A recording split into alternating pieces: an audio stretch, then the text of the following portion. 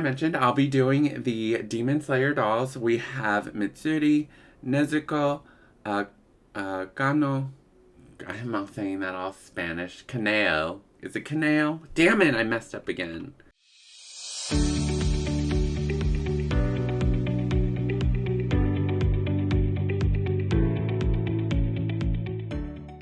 Hi everyone, welcome back. Simply Rye here, and I am back with another doll review. And this time it will be on the Bandai Demon Slayer dolls.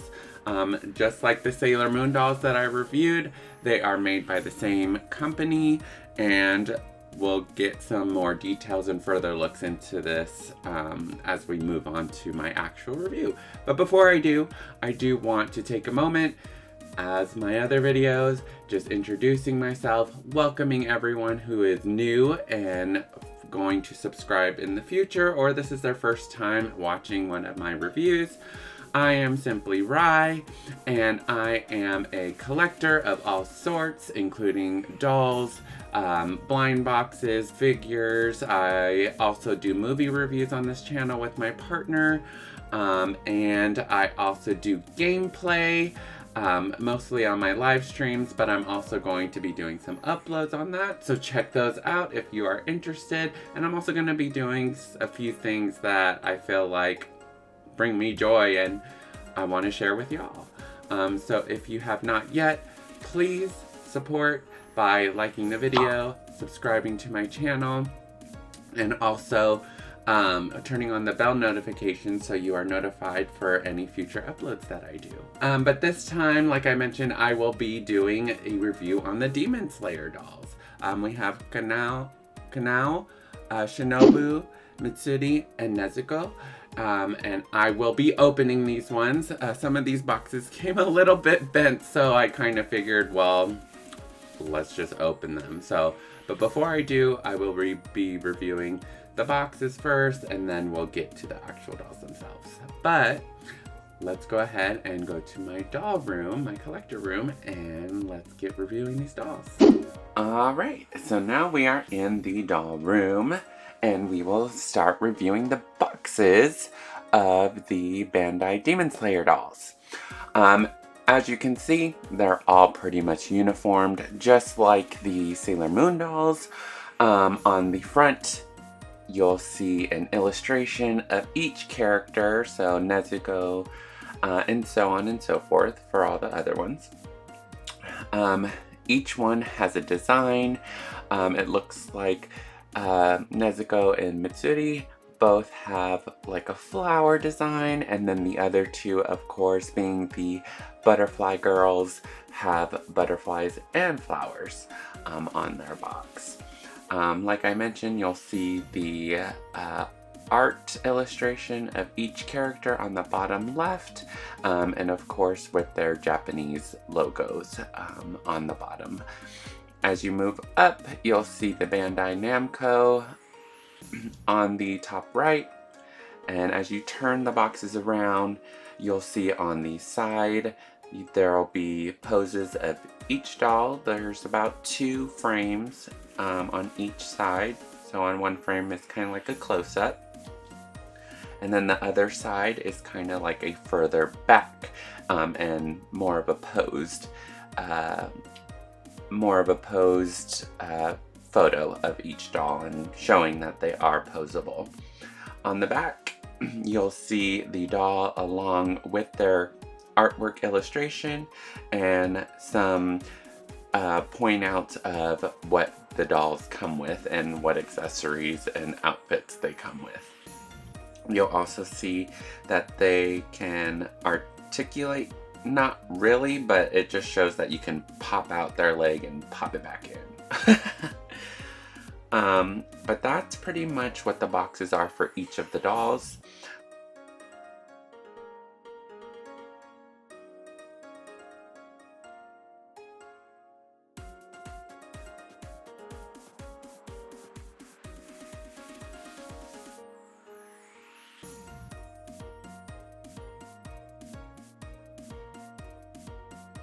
Let's go ahead and open these dolls and see what they look outside of the box and what accessories they actually get with them.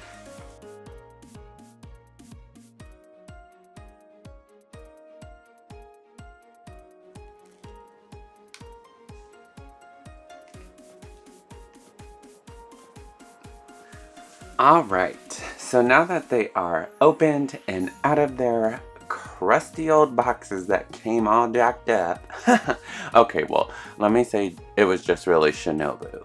But I just, no. Those boxes, no. And I think it's because I ordered not through Premium Bandai, which they are available on there for $35, cheaper than the Sailor Moon ones. But they are there. But I really must say that I love these dolls outside of the box. So much better than inside the box, so I'm glad that I have deboxed them. So let's go ahead and start left to right, and we'll start with Nezuko. And of course we start bottom to top with her feet. I googled and it says that they're called geta. I hope I'm pronouncing that right. And it's a Japanese footwear resembling a flip-flop. So that's what the majority of them have, except for, of course, Kanao. But starting with Nezuko, she has her geta at the bottom, and then her socks, and then, of course, we have her signature outfit, which is the pink, and with her brown robe, which is like a kimono. It's a beautiful design. It does look rather cheap-ish, like the fabric. Like it looks like it's printed onto it. It's kind of like papery. I will say that her robe is a thicker material, so that is great. But I would say the center part of her kimono is also kind of a little bit not the best quality, but you can tell that it's like a cheapy fabric, like maybe you would do arts and crafts with. But overall, I feel like the outfit is good. The face, you'll see a nice print job on the face. Her forehead is quite large in my opinion, but I do like the doll overall. She has her little bamboo so she doesn't bite anyone. I tried to see if it would pull off, and I think it does, but I just didn't want to pull it off and ruin it. I may get a second one just to see if it does come off, and if I do, I'll let y'all know, but for now I'm not going to. She does have her little bow in her hair, and then she has the orange streaks as well in her hair. It's not at the bottom. They rooted the orange streaks into her head, so they're all actual long orange hairs. Moving on to Mitsuri, we'll start from the bottom as well. She has her geta that's in her style with the pink and the gray. Then we go to her signature style outfit with her green socks, knee-high socks. And then we have her in her little sassy, skimpy outfit. I do wish they gave this doll more of a chest to fit more with Mitsuri, but overall it's a good style doll, and I mean, I don't think they're gonna do that with these dolls anyways.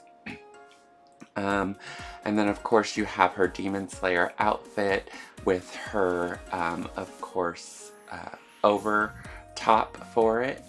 Then you have her sword. It's not the animated sword where it's all flimsy and everywhere, which would have been really cool, I think. But as you can see, it's in its casing. But I think if they made it like that, it would have been so awesome. Excuse me, I keep clearing my throat because I have a little bit of allergies. Moving up to her face, they gave her kind of like it looks like a chunky-ish round face, which I don't think Mitsuri really has. I wish they gave her more of the face sculpt of the Nezuko, but I think it's cute. The face print is clear, not really pixelated, and then we go to her hair. It's braided in the back and the two fronts as well, and then of course they have her bangs and her signature color hairstyle. Overall, great doll as well. Moving on to Shinobu. So like at the bottom, we start with her geta, and it's also her color combination with the purple and gray. We have her socks as well, covering, and her signature Demon Slayer outfit with her butterfly overcoat. It is a little bit baggy, just like how it is in the anime and the manga. And I also gave her a little pose different from the others because I thought it'd be cute to make up for that hair that we'll get to in a moment. But she also comes with her sword as well. Going up to her face, we have the nice clean screen print and her hair. Oh my goodness, I tried to work with her hair as much as I could, but when she got out of that box, oh my gosh, she had like a perm from I don't know where. Like, I was like, girl, I want to return you and take you back and get, I wish I could pick which doll I could get. But I tried to fix it as best as possible and got it down as much as I could, but I might go back in there and try to fix it up a little bit more. But for this review, you get the kind of poofy hair from Shinobu. And then, of course, she has her butterfly signature accent in her hair as well.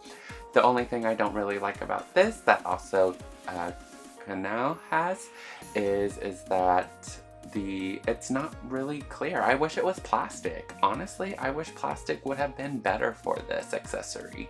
But it's kind of like that fabric that they printed on and put it in her hair. Moving on to Kanao, from her boots. I love the boots. The boots are so cute. They do have the shiny gold accent on them.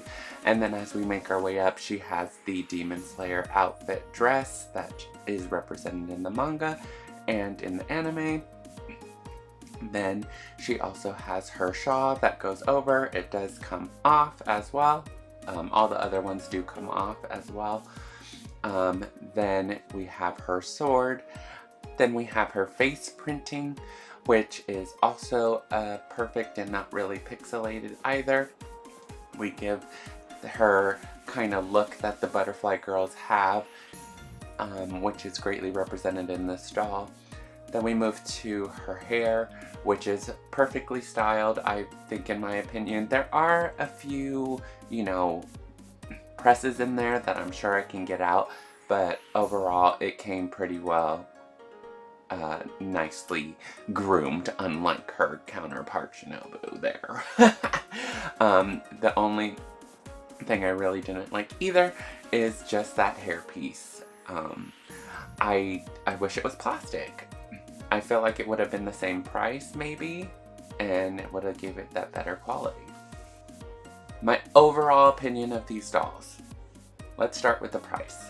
The price I paid was retail price at $35, except for Shinobu. I bought her off of eBay for $40, but you can get them on Premium Bandai, Amazon.com, Entertainment Earth. I'll provide links below to the Premium Bandai links, so you can purchase if you want to get them on your own. But they are $35 each. I personally feel like they would be $20 dolls, just because of the fabric of some of the clothing. I think the underpieces of the clothing, like the Demon Slayer outfits, are good quality, and then of course we have the shoes, the footwear is also a good quality.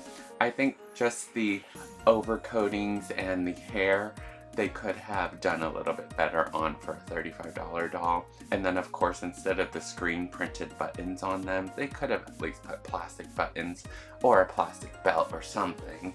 I felt like they did it on some parts, but didn't do it on all of it. And I think it may just be because they wanted to kind of save some money somewhere or get these done quicker, which I can see that being done. The only other thing I didn't really care for is that in the boxes, they are packaged up, and they do some weird plastic around their head, which I don't understand why they do that. It kind of messes up the hair, so I probably will go in there and fix some of their hair later. But other than that, do I think these dolls are worth it? I think so. If you are a Demon Slayer fan and you want a doll in your collection with that represents the women of Demon Slayer. Hopefully they come out with more. I really want Bandai to come out with some male dolls, especially for Demon Slayer, and as well as Sailor Moon. The Tuxedo Mask doll would be awesome. I think these would sell. But overall, I would say buy them because they are great for any Demon Slayer collector or doll collector to put in your collection, and they're at a pretty decent price, $35. I don't think they're worth that much, but I think it is justifiable.